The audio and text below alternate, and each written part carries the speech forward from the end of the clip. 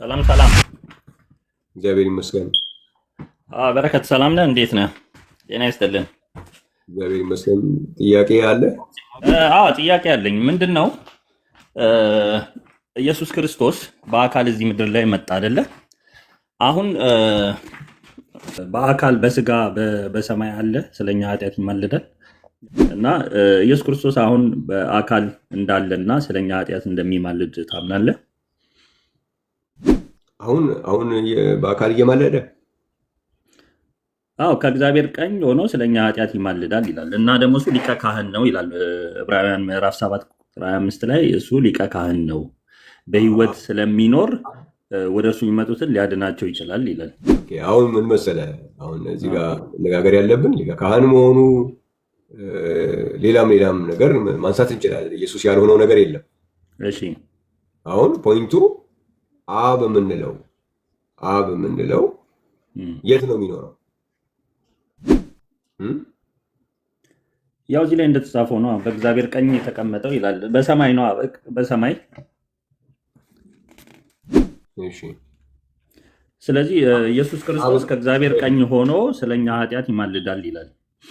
በእግዚአብሔር ቀኝ ሆኖ አይልም፣ በእግዚአብሔር ቀኝ ነው የሚለው። በእግዚአብሔር ቀኝ ማለት የእግዚአብሔር ቀኝ ምንድን ነው እኮ? አሁን እኔ እንድታስረዳኝ የፈለግኩት ኢየሱስ ክርስቶስ አሁን ስጋ ሆኖ አለ። አሁን ስጋው አለ ብለህ ነው የምታምነው?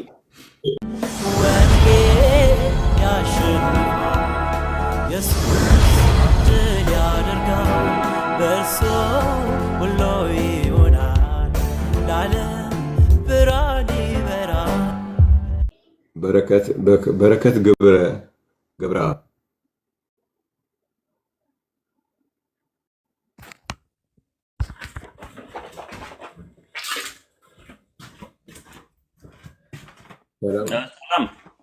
ሰላም። እግዚአብሔር ይመስገን። በረከት ሰላም ነህ? እንዴት ነህ? ጤና ይስጥልን። እግዚአብሔር ይመስገን። ጥያቄ አለ? ኦኬ ነኝ። ጥያቄ አለኝ። ምንድን ነው ኢየሱስ ክርስቶስ በአካል እዚህ ምድር ላይ መጣ አይደለ? አሁን በአካል በስጋ በሰማይ አለ፣ ስለኛ ኃጢአት ይማልዳል። እዚህ ዕብራውያን ላይንም ይናገራል። ዕብራውያን 7:25 ላይም እሱ በስጋ ስለሚኖር እነሱን ሊያድናቸው ይችላል ይላል እና ኢየሱስ ክርስቶስ አሁን በአካል እንዳለና ስለኛ ኃጢአት እንደሚማልድ ታምናለህ? አሁን በአካል እየማለደ ከእግዚአብሔር ቀኝ ሆኖ ስለኛ ኃጢአት ይማልዳል ይላል እና ደግሞ እሱ ሊቀ ካህን ነው ይላል ዕብራውያን ምዕራፍ 7 ቁጥር 25 ላይ እሱ ሊቀ ካህን ነው፣ በህይወት ስለሚኖር ወደ እርሱ የሚመጡትን ሊያድናቸው ይችላል ይላል። አሁን ምን መሰለህ፣ አሁን እዚህ ጋር መነጋገር ያለብን ሊቀ ካህን መሆኑ ሌላም ነገር ማንሳት እንችላለን። ኢየሱስ ያልሆነው ነገር የለም። እሺ፣ አሁን ፖይንቱ አብ የምንለው የት ነው የሚኖረው?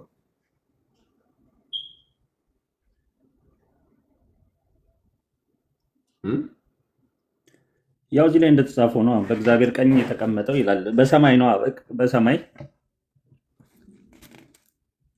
እሺ፣ ስለዚህ ኢየሱስ ክርስቶስ ከእግዚአብሔር ቀኝ ሆኖ ስለኛ ኃጢአት ይማልዳል ይላል። በእግዚአብሔር ቀኝ ሆኖ አይልም፣ በእግዚአብሔር ቀኝ ነው የሚለው። በእግዚአብሔር ቀኝ ማለት የእግዚአብሔር ቀኝ ምንድን ነው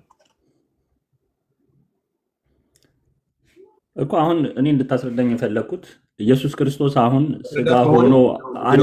አሁን ስጋው አለ ብለህ ነው የምታምነው? እንደዚህ ነው የሚሆነው።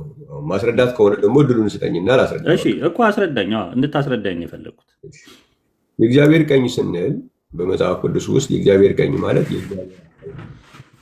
ግርማ ማለት ነው። በምንድን ነው ይህንን የምናውቀው? ያው መጽሐፍ ቅዱስ ራሱን በራሱ ነው የሚፈታው። ለምሳሌ ምን ማለት ነው? ምናልባት ቅድም ስጀመረ ስላልነበርክ ነው እንጂ ሉቃስ ምዕራፍ 11 ላይ እስኪ ያውጣ።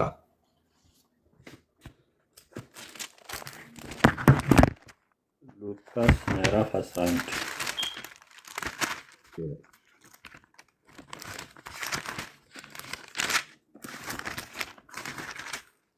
በመደበኛ ትርጉም ነው ያለኝና ይመቻል። ችግር የለም። እሺ ሉቃስ ምዕራፍ 11 እሺ ቁጥር 20 እሺ ቁጥር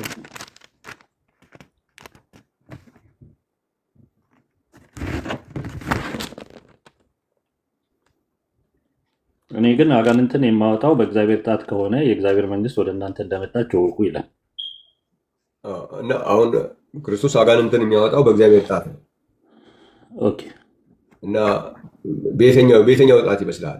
በዚህ በመሀል ጣቱ ነው? በአውራ ጣቱ ነው? በየትኛው ነው? አላውቅም፣ ማስረዳኝ እስኪ። በየትኛው ጣቱ ነው? አሁን እንደዚህ ሲገጥመን ምንድን ነው የምናደርገው? የራሳችን ትርጉም አለን። አሁን ያነበብኩልህ ሉቃስ ነው። ይሄው እንደዚህ አይነቱ ክፍል እንደዚህ ተመሳሳይ ክፍል የተጻፈበትን ሌላኛውን የመጽሐፍ ቅዱስ ክፍል ነው የምንፈልገው። ኦኬ። ስለዚህ አሁን እኔ ያገኘሁበትን ላሳይህ። ማቴዎስ ወንጌል ምዕራፍ 12 ላይ ተመሳሳይ ይህንኑ የሚዘረዝርበትን ስታየው ትርጉሙ ምን ማለት እንደሆነ እናገኛለን ማለት ነው። አሁን ማቴዎስ ምዕራፍ 12 ቁጥር 28 አውጣው።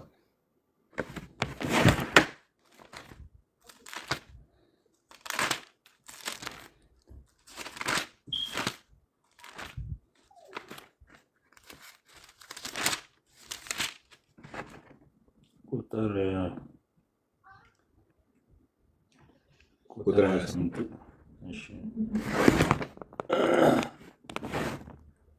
ነገር ግን እኔ አጋንንትን የማስወጣው በእግዚአብሔር መንፈስ ከሆነ የእግዚአብሔር መንግስት ወደ እናንተ መጣለች። የእግዚአብሔር ቃል ማለት አሁን ምን ማለት ነው ማለት ነው? የእግዚአብሔር መንፈስ። አሁን በቅድም ደግሞ በአብ ቀኝ ነው የተቀመጠው የሚለውን በእግዚአብሔር ቀኝ ተቀመጠ የሚለውን ደግሞ ምን ማለት ነው የሚለውን ለማግኘት ምን እናደርጋለን? ዕብራውያን መጽሐፍ ምዕራፍ 1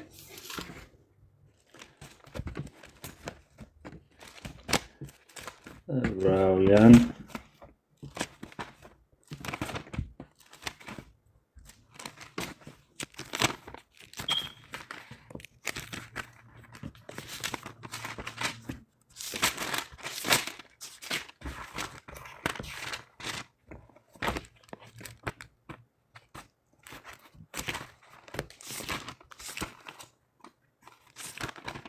ዕብራውያን ምዕራፍ 1 ቁጥር 3 እና 4 ሌላ ጊዜ ግን በግል ብናደርገው ነው እንጂ የሚሻለው። ይሄ በጣም ረጅም ነው የሚፈጀው እንደዚህ አይነቱ ነገር አንተም ስታወጣ። እሺ ችግር የለውም። እሺ በግል በውስጥ አገኛለሁ። ይህንን እንትን እንበልና እርሱ በእግዚአብሔር ክብር ነጸብራቅና የባህሪው ትክክለኛ ምሳሌ ሆኖ በኃያል ቃሉ ሁሉን ደግፎ ይዟል። የኃጢአት መንጻት ካስገኘ በኋላ በሰማያት በግርማው ቀኝ ተቀመጠ ይላል። አሁን ደግሞ ሮሜ ላይ በእግዚአብሔር ቀኝ ነበር ተቀመጠ የተባለው። አሁን ደግሞ እዚህ ምን ብሎ አመጣ? በግርማው ቀኝ ተቀምጧል። ስለዚህ የእግዚአብሔር ቀኝ ስንል ስለ አካል አይደለም። የእግዚአብሔር ቀኝ ማለት የግርማ ቀኝ ማለት ነው። በማቴዎስ ወንጌል ምዕራፍ 26 ቁጥር 64 ደግሞ ስታነብ ደግሞ በኃይል ቀኝ ተቀመጠ ይላል። ስለዚህ የእግዚአብሔር ቀኝ ስንል የግርማው ቀኝ የኃይል ቀኝ ማለት ነው እንጂ የአካል ጉዳይ አይደለም የምናወራው። አብ የሚኖረው አብ መንፈስ ነው፣ በሁሉ ቦታ ይኖራል። የመታያ መኖሪያው ግን ወልድ ነው የሚባለው። በዮሐንስ ወንጌል ምዕራፍ 14 ላይ ዮሐንስ ወንጌል ምዕራፍ 14 ቁጥር 10 ላይ በአንተ መጽሐፍ ቅዱስ እንዴት እንደሚል አላውቅም። ያው ትንሽ እንትን ሊል ይችላል። ችግር የለውም። ይሄኛውም አለኝ ከጎን ሂድ፣ ሁለቱም አለኝ። ስለዚህ ምን ይላል? እኔ የምነግራችሁን ቃል ከራሴ አልናገረውም፣ ነገር ግን በእኔ የሚኖረው አብ ስራውን ይሰራል ይላል። ስለዚህ አብ በወልድ ነው የሚኖረው። ስለዚህ ወልድን አብን አየን የምትለው ወልድን ስታይ ነው። ወልድን ያየ አብን አይቷል ይልናል። አብ የሚኖረው በወልድ የሚኖር ነው። ስለዚህ አብ በሁሉ ቦታ ይኖራል። በሰማያት የምትኖር አባታችን ወይ ተብሎ ስለተጻፈ የመታያ አብን አየሁበት የምትልበት የመታያ መኖሪያው ግን ወልድ ነው የሚባለው። አብና ወልድ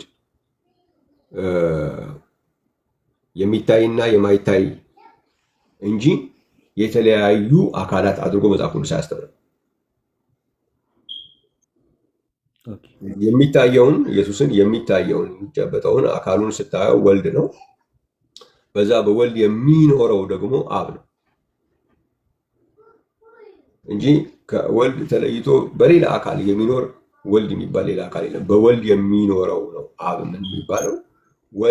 አብ የሚኖርበት ነው ደግሞ ወልድ የሚባለው ማለት ነው። በመጽሐፍ ቅዱስ ላይ እንደዚህ ነው የተቀመጠው። ቅድም እንዳልኩ በአብ ቀኝ የሚለው አካላዊ ለማድረግ የሚለውን ቃል ደጋግሞ ስላወሩብን እንዳስቀመጡን ሁሉ አሁንም ደግሞ አብና ወልድን የተለያዩ አካላት ናቸው እያሉ እድሜያችንን ሁሉ ጭንቅላታችን ሲጠቀጥቁ ስለኖረ አሁን ሰው ሁሉ ስለ አብ ወልድ መንፈስ ቅዱስ ሲያስብ የተለያዩ አካላት አለ። መጽሐፍ ቅዱሳችን ግን አሰራርን ነው ልዩ ልዩ ነው። አንደኛ ቆሮንቶስ ምዕራፍ 12 ቁጥር 5 ብታነብ አሰራር ልዩ ልዩ ነው፣ ሁሉን በሁሉ የሚያደርግ እግዚአብሔር ግን አንድ ነው። ልዩ ልዩ አካላት የለም መጽሐፍ ቅዱስ ውስጥ፣ ልዩ ልዩ አሰራር። ቤኪ አሁን የምጠይቅ ጥያቄ ኢየሱስ ክርስቶስ ከሞት እንደተነሳ ታምናለህ አይደለም? አዎ። ተመልሶም ይመጣል እኮ። አሁን የት ነው ያለው ኢየሱስ ክርስቶስ በስጋ የተነሳው? የት ነው ያለው ብለህ ነው የምታምነው? እሱን ነው እኔ እኮ እንድትነግረኝ የፈለግኩት። የሁሉ ሰዓት ቆይቼ እኮ በስጋ ያለው ኢየሱስ ክርስቶስ አሁን የት ነው ያለው ብለህ ነው አንተ የምታምነው? የሚመጣው በስጋ ነው አይደለ? ያ ስጋው የት ነው ያለው ብለህ ነው። ጥያቄም እሱ ነው። ከመጀመሪያም የጠየቅኩት ጥያቄ እኮ ይሄንን ነው። ይሄንን በአጭሩ መልስልኝ። አለ ወይስ የለም? አሁን ኢየሱስ ክርስቶስ በስጋ በአብ ቀኝ በምናምን እያልክ ስለወሰድከኝ ስለሱ ነው ሳብራራለህ የቆየሁት እኮ። ጥያቄ ግን ይሄ ነው። አሁን ጥያቄ ኢየሱስ ክርስቶስ ስለኛ ኃጢአት ይማልዳል ይላል። ኦኬ፣ ከእግዚአብሔር ቀኝ አልክ። አለ ይማልዳል ብለህ ነው የምታምነው?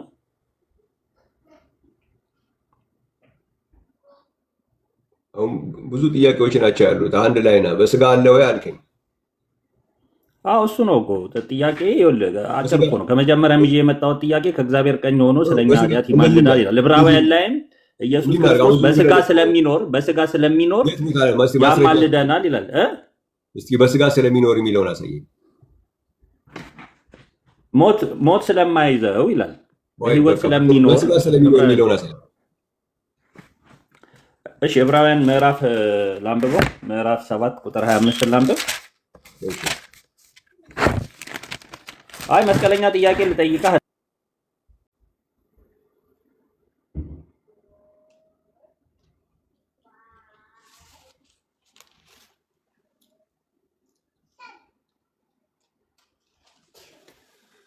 ወደክ መሰለኝ ወዳጄ። እየተሰማ ከሆነ እጅን አውጣ እንደገና። ተስፋዬ ኖ በረከት ተስፋዬ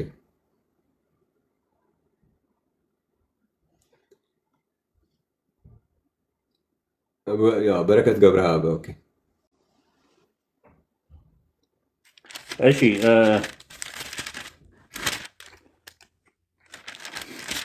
ማለት መስቀለኛ አይደለም ጥያቄ፣ ስትሬት ነው እንትን ለማለትም አይደለም። ጀስት ስትሬት የሆነ ጥያቄ ነው የምጠይቀህ ነው የሚለው። አሳየኝና ቀጥል። እሺ፣ ስለዚህ ስለ እነርሱ እያማለደ ሁልጊዜ በሕይወት ስለሚኖር በእርሱ በኩል ወደ እግዚአብሔር የሚመጡትን ፈጽሞ ሊያድናቸው ይችላል ይላል። በስጋ ስለሚኖር የሚለውን ነው አሳየኝ ያልኩህ አይደል? ስለዚህ ስለ እነርሱ ወደ ላይ ሌሎቹ ካህናት የሆኑት ያለ መሐላ ነው፣ እርሱ ግን ካህናት የሆነው ምክንያቱም እግዚአብሔር እንዲበሽ እነሱን ቆይሽ ወደ ላይ ልምጣና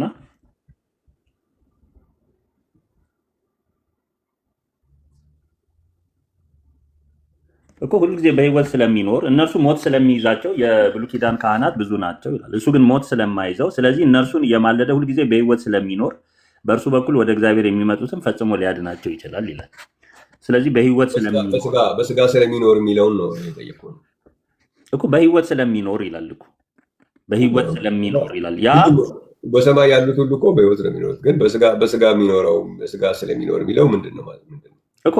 ኢየሱስ ክርስቶስ ከሞት ከተነሳ በኋላ አርጓል አይደል? ከዛ ደግሞ ተመልሼ እመጣለሁ ብሎናል። ግን አሁን በስጋ ስለሚኖር የሚለው የቱ ጋር ነው ዋናው ነገር እኮ አሳየው እኮ በህይወት ስለሚኖር ይላል። የብሉይ ኪዳን ካህናት የብሉይ ኪዳን ካህናት ሞት ስለሚይዛቸው ቁጥራቸው ብዙ ነበር ይላል። ሌሎቹም ሁሉ እኮ አሁን እነኛ አሁን የምትላቸው ካህናት የሉም እንዴ በህይወት በሰማይ ሞት ስለሚይዛቸው አለ። በሰማይ ሞትማ እዚህ ምድር ላይ ነው። አሁን በሰማይ አለ አብርሃምም ቅዱሳን አሉ አይደል?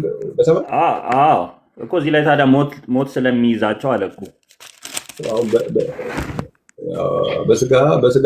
በስጋ ነው እንጂ የሌሉት አሉ እኮ። ኢየሱስ በስጋ አለ ማለት ነው። እነሱ በህይወት የሌሉት በስጋ ስለሌሉ ነው። ኢየሱስ ግን ስቲል በስጋ ስለሚኖር በስጋ የሉም። ስጋቸውማ በስብሷል፣ መንፈሳቸው ነው እዛ ያለው አይደል? ምንድን ነው የጠየቁት?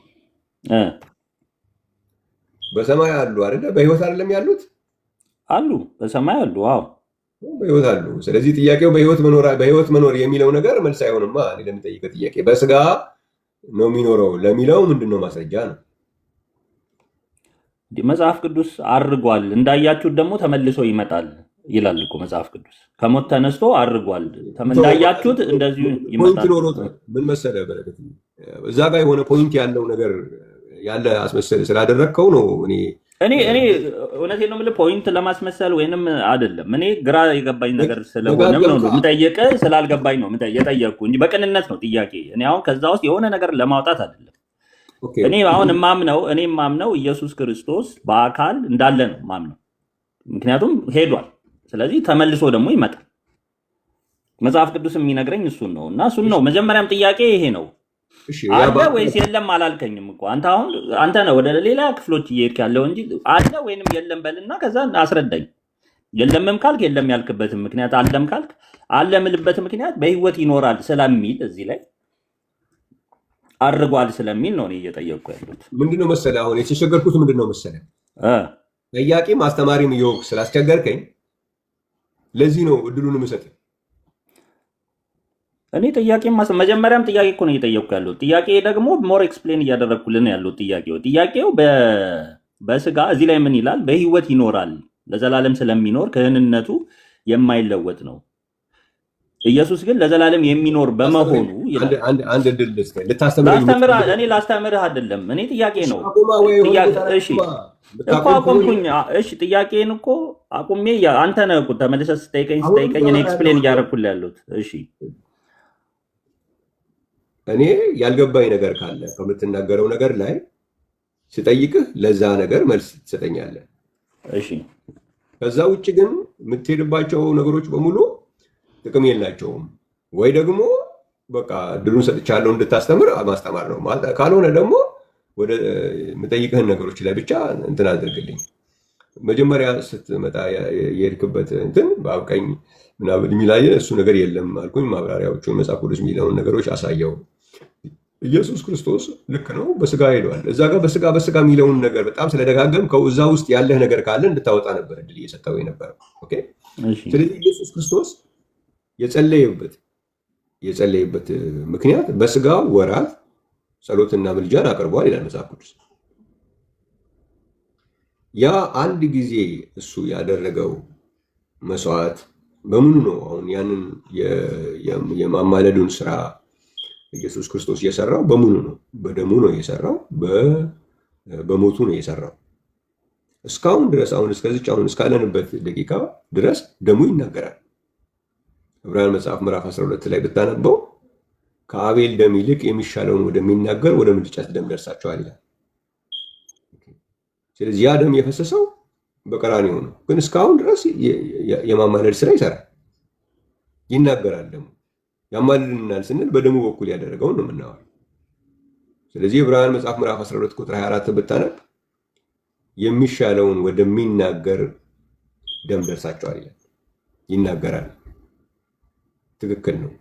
ግን አንድ ጊዜ በፈሰሰበት መፍሰስ ነው እንጂ እየተናገረ ያለው አሁንም በሰማይ እየፈሰሰልን አይደለም። የአንዴ በፈሰሰው መፍሰስ የአንዴ በሞተው ሞት ይማልድልናል፣ ትክክል። ነገር ግን ይሄ ያንን ስራ እየሰራልን ኢየሱስ ክርስቶስ ወልድ ብቻ አይደለም፣ በዛ በወልድ የሚኖር አብ አለ። ይህንን ካልተቀበልክ የማማለድ የምንለው ማስታረቅ ማለት ነው። የማስታረቁ ስራ አይሰራም። በሁለተኛ ቆሮንቶስ ምዕራፍ 5:19 ላይ እግዚአብሔር በክርስቶስ ሆኖ ዓለሙን ከራሱ ጋር ያስታረቅ ነበር ነው የሚለው። የማማለዱ ስራ ከማን ጋር ነው? ከራሱ ጋር።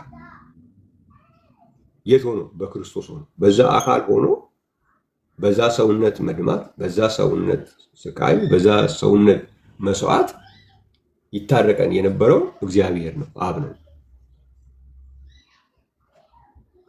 ያንን አብና ወልድን የተለያየ አካላት አድርገህ የምታሰብ ከሆነ ከራሱ ጋር ነው እያስታረቀን ያለው፣ ከራሱ ጋር ነው እያማለድን ያለው ብለህ ካልተቀበልክ እርቅ የለም። መጽሐፍ ቅዱስ የሚያውቀው እርቅ እግዚአብሔር በክርስቶስ አብ በወልድ ውስጥ ሆኖ ስለሰራው እርቅ ነው እንጂ አብና ወልድ የተለያዩ አካላት ሆኖ የተሰራ እርቅ መጽሐፍ ቅዱስ ውስጥ የለም። እግዚአብሔር በክርስቶስ ሆኖ ዓለሙን ከራሱ ጋር ያስታረቅ ነው እንጂ የሚለው አንደኛው አካል ከሌላኛው አካል ጋር ያስታረቀን ነበር አይደል? ስለዚህ ይሄ የሁለት አካላት ትምህርት ምንድነው የሚያደርገን? ከእግዚአብሔር ጋር ያጣላናል። ስለዚህ አሁን ኢየሱስ ክርስቶስ በአካል የለም አለ። ከሞት የተነሳው አካል አለ። በአካል እንዳለ ታምናለህ? አብ በውስጡ ሆኖ አለ። ያ አብ የሚባል የማይታየው መንፈስ የሚታይበት አካሉ ወልድ ይባላል። አብን መንፈስ ስለሆነ አታየው፣ መታያ አካሉ ወልድ ይባላል። ያ በዛ በወልድ ሆኖ ደግሞ ስራውን የሚሰራው ደግሞ አብ ይባላል። ስለዚህ እርቁ የሚሰራ ያለው የማማለዱ ስራ የእርቁ ስራ የሚሰራው አብ በወልድ ሆኖ የሚሰራው ነው። ሁለተኛ ቆሮንቶስ ምዕራፍ 5 እስኪ ያውጣው። ሁለተኛ ቆሮንቶስ ምዕራፍ 5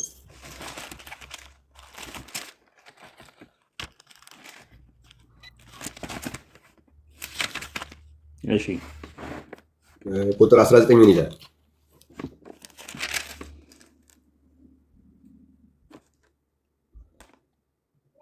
ይህ ሁሉ ከእግዚአብሔር ነው፣ እርሱ በክርስቶስ አማካይነት ከራሱ ጋር አስታረቀን፣ የማስታረቅንም አገልግሎት ሰጠን። እግዚአብሔር በክርስቶስ ዓለምን ከራሱ ጋር ሲያስታርቅ የሰዎችን በደል አይቆጥርባቸውም ነበር ይላል። ከማን ጋር ያስታረቀው? ከራሱ ጋር እንጂ አንደኛው አካል ከሌላኛው አካል ጋር አይደለም ያስታረቀው። ስለዚህ የሁለት አካል ትምህርት የሚባለው ነገር ጥሩ አይደለም የምንለው ዝም ብሎ ስለ ዶግማቲክ ፐርስፔክቲቭ አይደለም፣ ከእርቅ ፐርስፔክቲቭ የሆነ ከኛ ከምናምነው ዶክትሪን ስለሚለይ አይደለም ጥሩ አይደለም የምንለው፣ እርቃችንን ስለሚነካብን። እነዚህ አብና ወልድን ከፋፍለው የሚያዩ ሰዎች ወይም አንደኛው አካል ከሌላኛው አካል እግዚአብሔር ወልድ የሚባለው አካል እግዚአብሔር አብ ከሚባለው አካል ጋር አስታረቀን ብሎ የሚያስቡ ሰዎች እርቅ እንደዚህ አይነት እርቅ የለም። ከራሱ ጋራ ነው ያስታረቀ፣ እዛው ነው እየተካሄደ ያለው። ስለዚህ አብ በወልድ ሆኖ ስለሆነ ስራውን የሚሰራ እርቁ በዛው ነው። ይሄ የሚታየው አካል በሚከፍለው መስዋዕትነት በዛ የማይታየው በዛ ሆኖ ከራሱ ጋር ያስታረቀን ነበር። እሺ የማማለዱ ስራ በዚህ መንገድ የሚከናወን ነው። ያ ታራቂው በአስታራቂው ውስጥ ሆኖ ከራሱ ጋራ አስታረቀን፣ ከራሱ ጋራ አማለድን። እሺ አብ ወልድ መንፈስ ቅዱስ አንድ እንደሆነ ቅድምም ስታወራ እየተከታተልኩ ነበርና ከአብ ከወልድና ከመንፈስ ቅዱስ ስጋ ለብሶ የመጣው ቃልም ስጋ ሆነ የሚለው ወልድ ነው መንፈስ ቅዱስ ነው ወይንስ አብ ነው ስጋ የሆነው?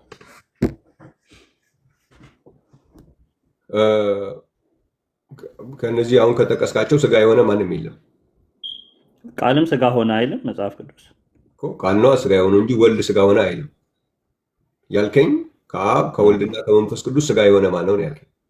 ያ ስለዚህ ከአብ ወልድ ስጋ ሆነ የሚልም ቃል የለም፣ አብ ስጋ ሆነ የሚልም የለም፣ መንፈስ ቅዱስ ስጋ ሆነ የሚልም የለም።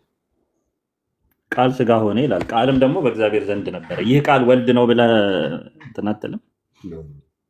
ወልድማ የተወለደ ማለት ነው። ወልድ የተባለው ከአንቺ የሚወለደው ቅዱሱ የእግዚአብሔር ልጅ ይባላል። ከድንግል ሲወለድ ነው የእግዚአብሔር ልጅ የተባለ እኮ። አካል የላቸውም ሶስቱ፣ አብ ወልድ መንፈስ ቅዱስ አንድ መንፈስ ናቸው። አካል የላቸውም አልከን ቅድም። አንድ መንፈስ ነው አልክ። አሁን ደግሞ አካል ያዘ ስጋ ሆነ ማለት ነው። ስጋ የሆነው ከአብ ከወልድና ከመንፈስ ቅዱስ የትኛው? አሁን መጀመሪያ ላይ ወልድ ስጋ ሆነ የሚል መጽሐፍ ቅዱስ ውስጥ የለም። ለምንድን ነው ወልድ የተባለው? ቃል ስጋ ከሆነ በኋላ የተወለደ። ወልድ ማለት እኮ ልጅ ማለት ነው፣ የተወለደ ማለት ነው። ተርሙ ግዕዝ ስለሆነ ነው ወልድ የሚባለው እንጂ ልጅ ማለት ነው። አብ ስትል ደግሞ አባት ማለት ነው። ስለዚህ ከመወለዱ በፊት ወልድ የሚባል በዛ መጠሪያ የለውም፣ ቃል ነው የነበረው። ስለዚህ ቃል ስጋ ሆነ። በዛ ስጋ ማን ተገለጠ? በዛ ስጋ ውስጥ ማን ኖረ? አብ ኖረ። አሁን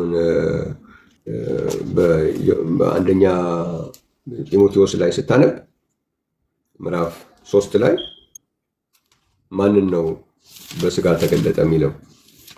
አንደኛ ጢሞቴዎስ ምዕራፍ 3 ቁጥር 16 ላይ 16 ላይ በእርግጥ አይነግረንም። 15 ጀምሮ ስናነበው ግን እናገኛለን። አንደኛ ጢሞቴዎስ ምዕራፍ 3 ነው ያልከኝ? እሺ ቁጥር 15 ላይ ብዘገይ ግን በእግዚአብሔር ማደሪያ ቤት መኖር እንዴት እንደሚገባት እስኪ አንብበው አንተ። ምክንያቱም ያንተ ምዕራፍ 3 ቁጥር 15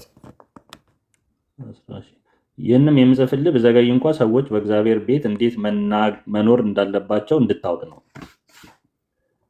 ቤቱም የሕያው እግዚአብሔር ቤተክርስቲያን ይኸውም የእውነት አምድና መሰረት ነው። የእውነተኛ መንፈሳዊ ሕይወት ምስክር ያለ ጥርጥር ታላቅ ነው። እርሱ በስጋ ተገለጠ።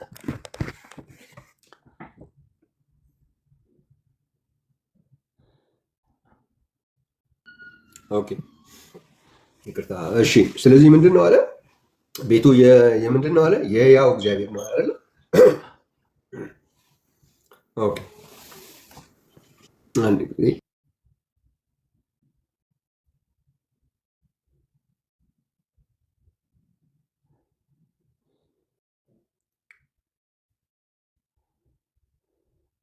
ቤኪ እንትን በውስጥ እንትን ላድርግ ሜሴጅ ልልክልህና በውስጥ እናውራ።